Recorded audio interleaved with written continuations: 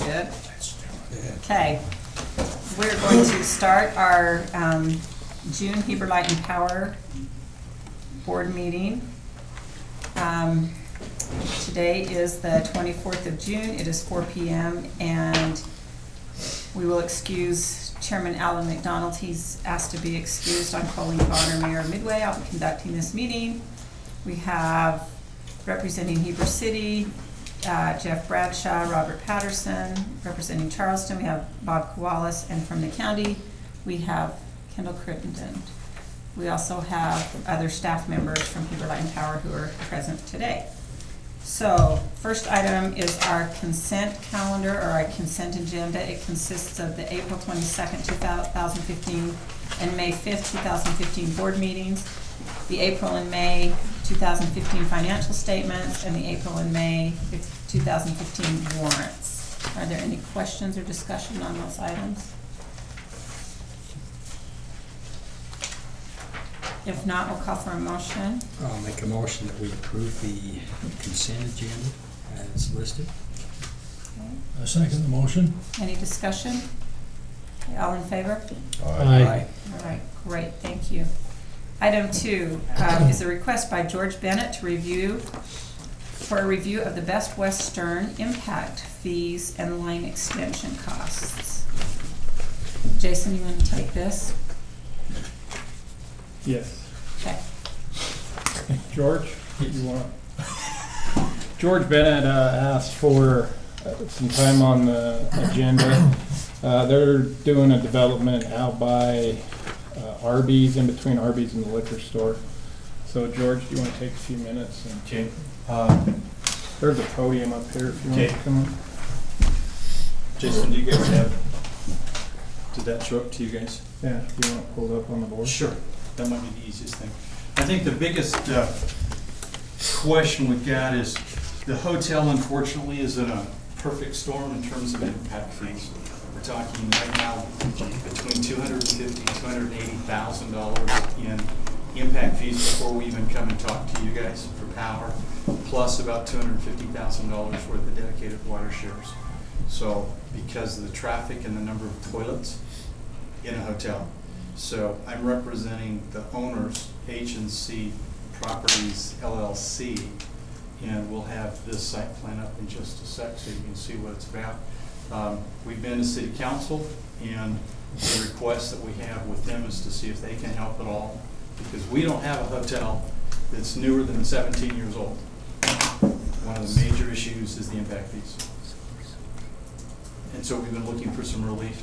One of the things we've been working the City Council over is to see if maybe they'll consider a third, and a third deferment of the impact fees. And I think whatever we come up with, if anything from the city, we would probably try to come back to you guys as Heber Light and Power to match whatever it is. We're not trying to get out of the impact fees. We'd love to, but we know we're not going to. Right. Legally, I don't think we can. I don't believe you can waive impact fees. There's no way to do it, but there are some things that the city's working on.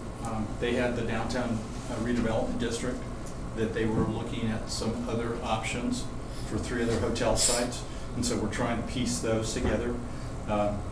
The biggest thing is we just needed to kind of throw stuff here in front of you to let you know what's happening. This has been, I was just on a conference call. The property is changing hands Friday from Wells Fargo to H&C Properties. Arby's is over in this empty spot, right? Arby's is here. Yeah. Denny's we're online right now that as soon as the subdivision, we're doing a subdivision lot split with Heber City, and 20 days after that's done, Denny's buys that piece right there. And so that's all going. Lots of things are moving pretty fast. Took a long time to get them rolling. Been talking with Jason Harold about how we're going to relocate the line. It's kind of hard to imagine, but right now, that's the big steel pole right there. And then the other one is down here in the right of way. And what we got to do is move that around the building. And that's the piece that you may be able to help us with. Okay. It would require a board decision to see, since we can't really do much of anything with the impact fees, we might get some relief from you guys about the relocation of the power line. And we're just throwing that out on the table. We don't have estimates yet. We've shot all kinds of things through. One of them was to go from here, put another big pole here and connect here, and that was a $250,000 hit to do that. We're working some other options right now to maybe come from here to here and then run between what will be Denny's and the hotel and get back down to this line that comes over the substation. And so those are the things that are up and coming. What about going the other way around to the substation? What's lot 8? 8 is a private rectangular lot right now. And we've been, I think everybody's been over this every way they can. This subdivision was approved without any utility easements, internal easements. So, hey, John. But that's the problem, that there wasn't a good place. I mean, you guys know, it just goes down here to the substation and stops. This line, this is a transmission line, so it's not even like anybody can use it. It seems after the fact it would have made a lot more sense to come back and down the substation, but that's not what happened. So, Back in the day, we just followed a canal easement. So you put it along the canal. and then the The canal, path of least resistance? exactly, and the canal was relocated. And so, The line is where it is. So that's the reality. You're not putting it underground? This one's not. Can't go underground. It's a transmission line. It's too big a line. Because if we could have put it underground, we just would have looped it around somehow to miss the building. So, but we're working in earnest to try to get that to go. And so the pieces that we're kind of requesting, one, is to keep an open mind about the impact fees that we do have to pay and maybe consider doing a third and a third and a third. And the proposal that we kind of have on the table is not to make them all due at the time permits pulled, but the first third will be when we get occupancy of the building, that's the discussion item we're having with the city. And then 12 months later, have another third, and 12 months later, have another third. So in 2 years, you'd be whole in terms of money. And why not have one, like the first one when the permits are pulled, the first third? It could. The thing is, there's no impact to the service until it's operational. That's the argument we have with the city. There's no sewage going down the sewage line until we have people in the bathrooms. Yeah. And there won't be any significant load in the hotel until there are people turning the lights on. Right. And that's, And maybe for commercial, but for residential, you know, they have to pay it at the time permits.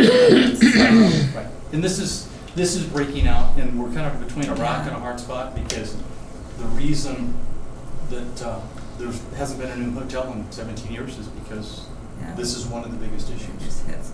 And so everybody says they want a hotel, county, city, everybody says they want a hotel, and we're just looking for a little bit of flexibility. And so we're going to come back to the county also, same presentation that made to the city about primarily the sewer district, which is another entity. It's not you, but Cities, well, yeah. it's sewer district, the county, and the city. And Joe, what risk does that put the power company at if we didn't charge at least part of it at the time a permit was pulled? Because, you know, you got commercial versus residential, so we haven't done a lot of commercial stuff since I've been on the board, so we would be willing to post a full payment bond at that time, at the permit time. I just wonder if there's any risk. That'd be the same amount of cost to you as if you gave us the cash. Not if we post the bond through a different way, because we have to have the monies available, but we don't have to have them in hand. We could consider that. I think as a practical matter, and probably as a legal matter, it'll be difficult.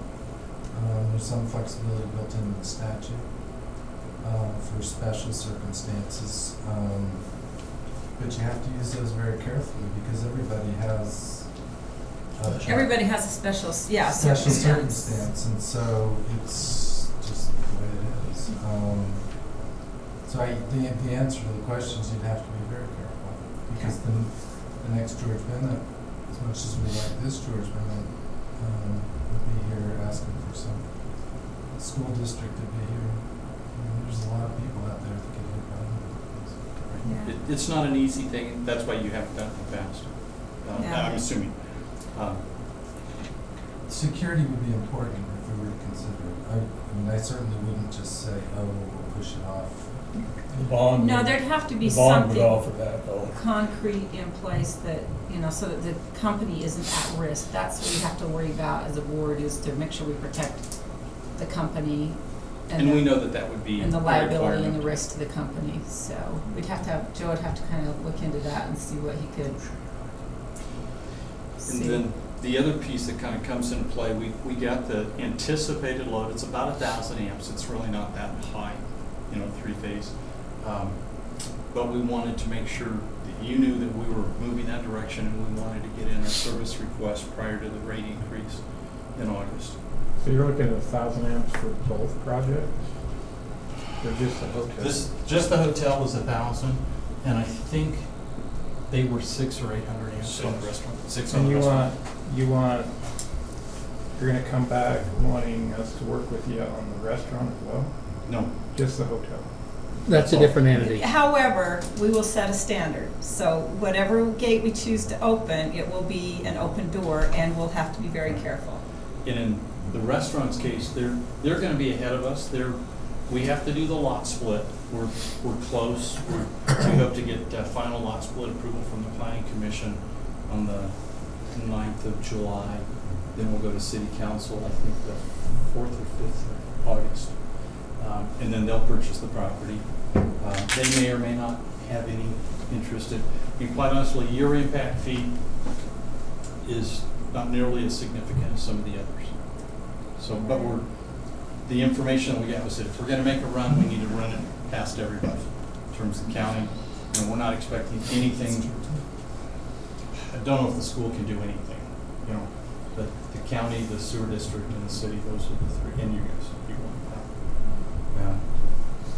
6th of August. 6th of August. So that's all I got. If there was Thanks, anything George. else. No, Thanks. appreciate it. Okay. And just, these guys know how to get a hold of me. Were you, you didn't say too much about the power pole relocation, or you just putting out a feeler there and Well, hoping that we know we can- have to move it. And so we're just working through staff, your staff, to get it moved. Figure out the best place to move it. Right, and if there's a possibility to mitigate, maybe Heber Light and Power is supportive of having a hotel, but they can't see their way clear to do anything with impact fees. Maybe they can figure out something for the construction side to move the pole. So this has got to kind of go back to staff to come up with the information, what it would cost, all of that for our next meeting.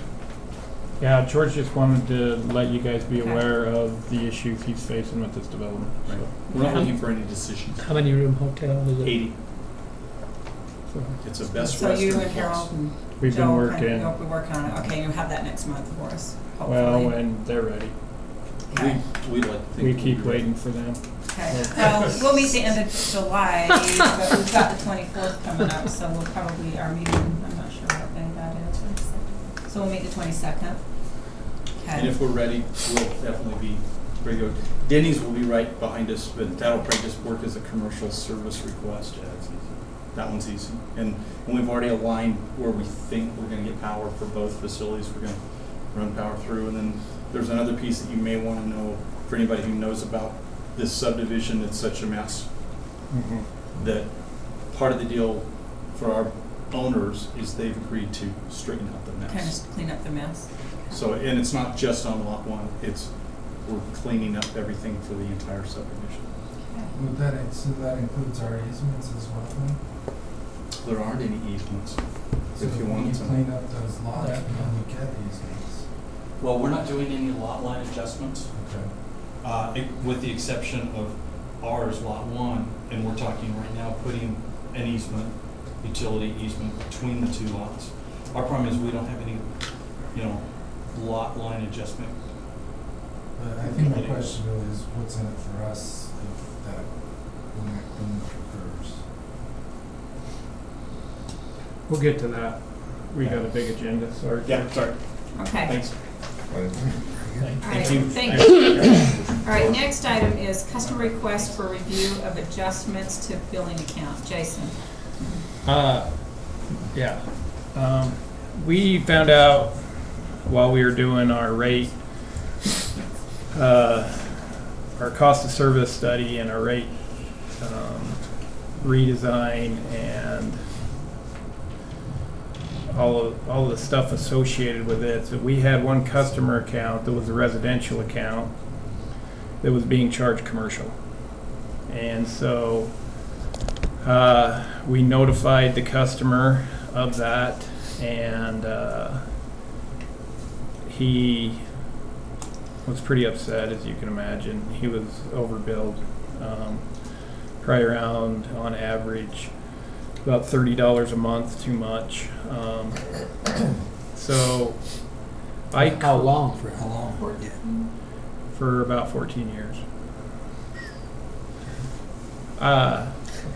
I credited his account back to what Joe told me was kind of the statute of limitations. And that's how far back our system went as well, which was 40 months. And so I credited him back, and I credited him back as far back as our system goes now. With that being said, he would like to go back further, of course, and I don't blame him, but our system does not have the kilowatt hours in it. We just keep our system to the statute of limitations, so we don't even know how much to credit him because we don't have his kilowatt hours. So, that's kind of where we're at. Does he have a record? Jason, does he keep his He's not receipts? here.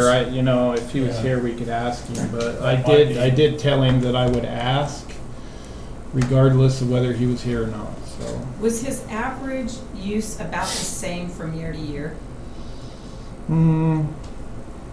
Yeah, you could do that, yeah, but it wouldn't be very accurate. I mean, it just, it's an electric heat house, there's some months where it gets colder, and That If you varies took the from year to 4-year year. average and averaged it out yes, I mean, from what that we've got on our system. could probably be done, couldn't it? Had a severe winter and 3 non-severe. That might be a reasonable average, might not. Well, you're never gonna get rocket science, you're never gonna get it perfect, so, but I think if you're Probably gonna try and be deserves more. fair, For the whole 40 years you're thinking? 14 years? For 14 Joe, years? can we hear what Joe Yeah, I was says? gonna We're- say, let's see what Joe, I don't Well- think it's 14 years, but. It seems harsh, and I suppose in some respects it is, but as an individual, you have a responsibility to look at your bill and decide whether you're getting charged, it's not all on us. I mean, there's some mutual stuff. I mean, I think going back to 4 years of the statute of limitations is more than generous, and if you start pushing back further, then I need to start sitting and thinking, okay, do we want to see if we have a defense to all of it? Because it starts getting into some really significant money. So I think using the 4 years is a reasonable compromise. If you start pushing back further, you ought to think about whether you want to oppose the request. That was the same thing. We have people come in from time to time to the county and want to rebate on the property tax that Right. they've been overpaying, or they've been paying as a primary home or a secondary home when it was really primary. Right, They've got the bill for 8 years. We say, "There's the bill. What are you reading? right. What does it say on the bill that would let a person know that he's being charged a commercial rate? Is there anything on there?" Well, the customer does claim that he did contact us. None of our current customer service people claim to have ever spoken to the man. How long ago did he claim he? He just says throughout the years. Is he a full-time resident? I'd assume Oh, yeah. he has been the whole time. Yeah. Yeah. And anyways, staff's recommendation is to go with Joe's recommendation, which is the legal amount in which Joe feels like we're good to go with, and that's the 40 months, and that's what we have actual kilowatt hour usage on this account for the credit. That's where I'm at, so.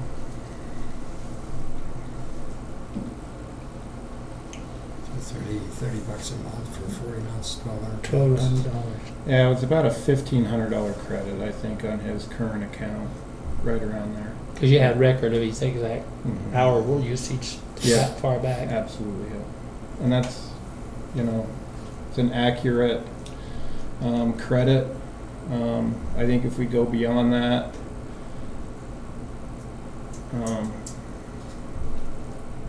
one, it sets kind of a bad precedent, and two, I feel bad about it, I do, but I can't go back in time and fix it.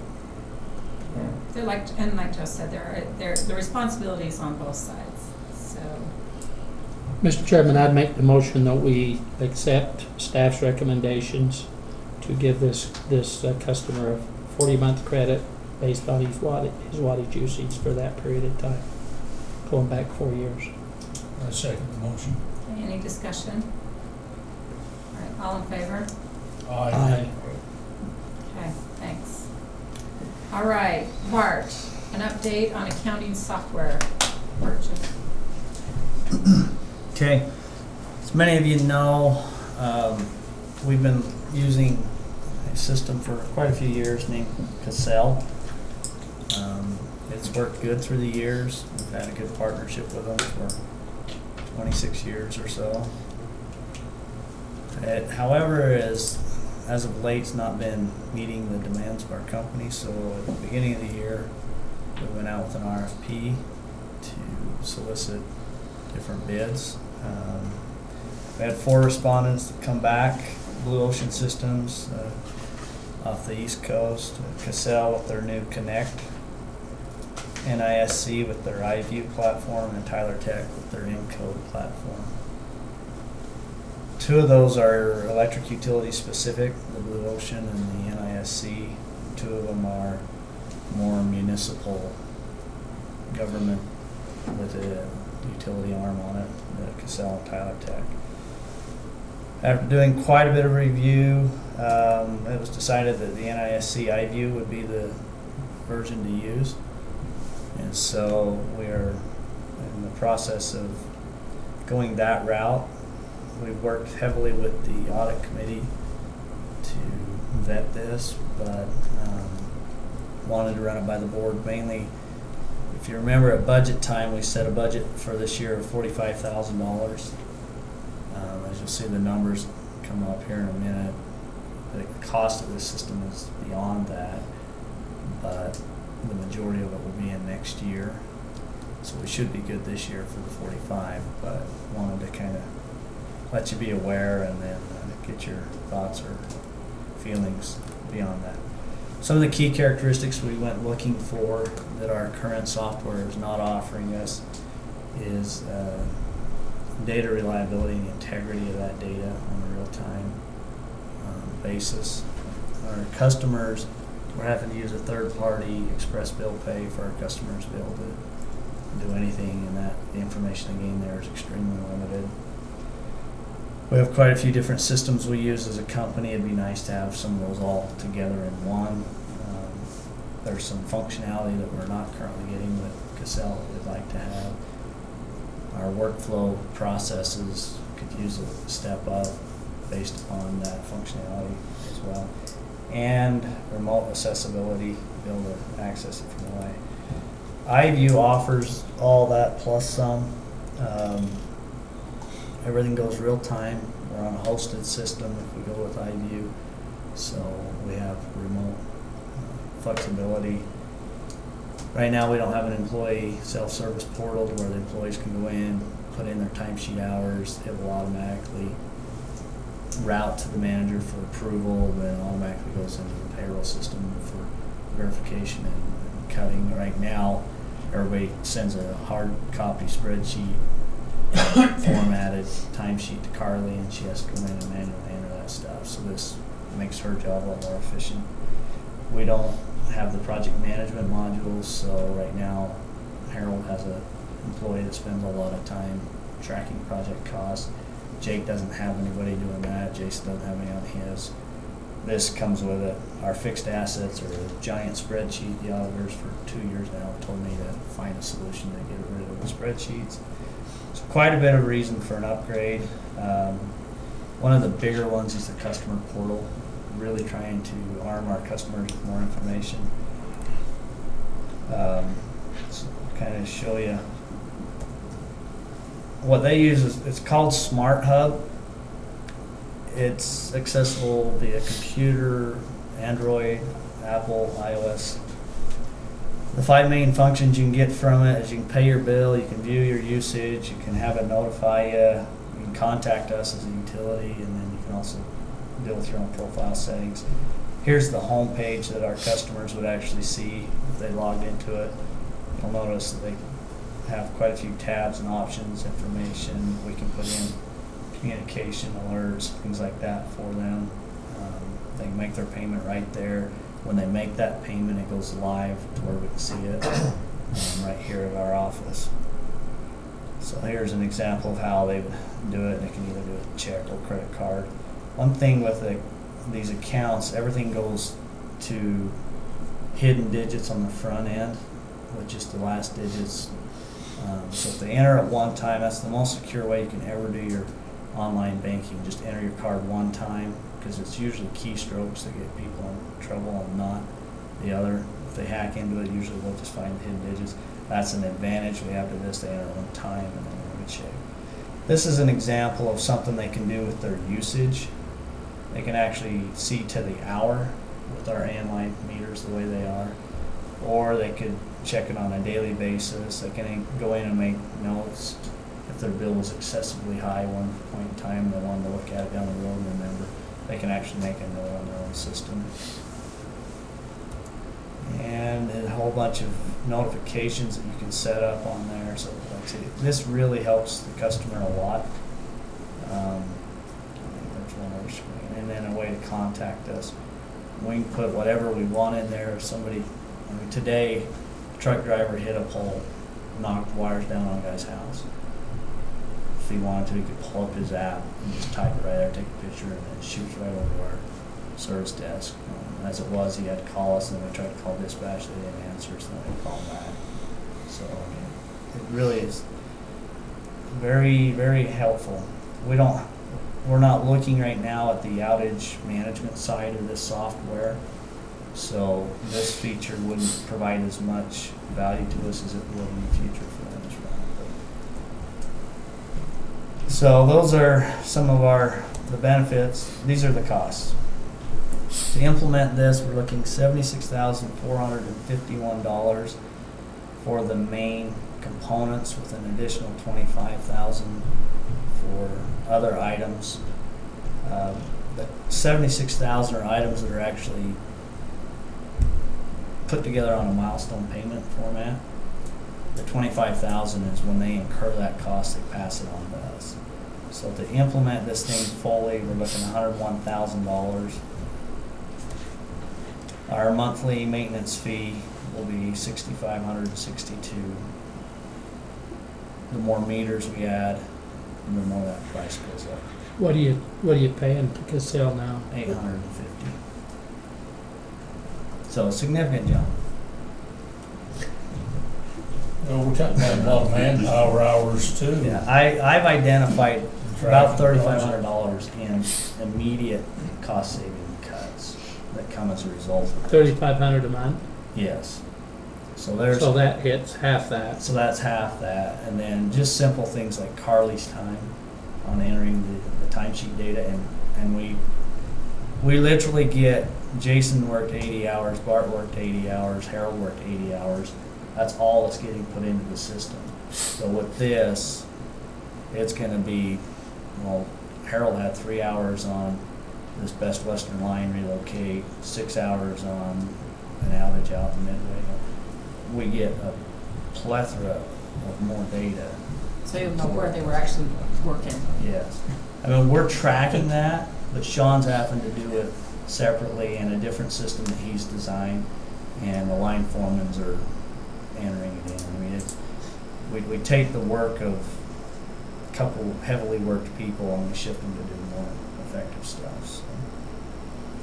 On And- all the features, are all those just part of the basic package, or are they different modules that you've said we'd like this module, this module? Everything you're seeing priced there. It's a base That's package. base package, well, Sometimes they get, and yes, they do. I And know you'd that's- like all those, but That's with Cassell, that it was a la carte, and that's why we don't have the project management, we don't have the fleet tracking, we don't have the asset tracking, because at some point, somebody made the decision, we don't want to pay for that feature.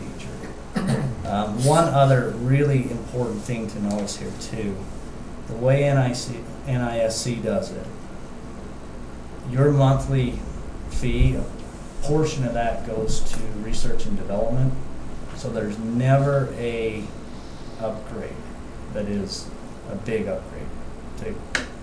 Cassell used to be on Cassell Classic, and then we went 3 years and went to Clarity at 50 to 75,000. I wasn't here, so I don't know the full number. To do the Clarity to connect, we're looking 56,000. You'll never have that with NISC. You can't ever say never, but the way their program is set up, it's more like an app that you get on your smartphone. As they're creating new stuff, they roll it out, and they roll it out quarterly. And that's part of the reason why your maintenance fee's higher, because a lot of that's going into your research and development. You're not having those one-time hits every 5 years. So this is their cash flow to pay that $104,000. So about $30,000 this year, and then another $17,000 next year. We So budgeted how much, 45? 45 for this year. So we'd have to include this in the budget for next year. plus the Plus the 6,000. maintenance. How would that look in the budget, Jason? I think we make it work. One of the things that I don't think it's hard to put dollar values on is the ultimate value of the system. And by offering a customer portal, how many more people do you get that go paperless billing, and how much less postage is that? And as far as for our employees with an employee portal, what benefit is that to the employees? They always know, exactly what their time is, or, how much vacation they have, and they're not wasting time, walking down to HR to get that information. I mean, there's some clear value that comes with this system that we just don't get right now with Cassell.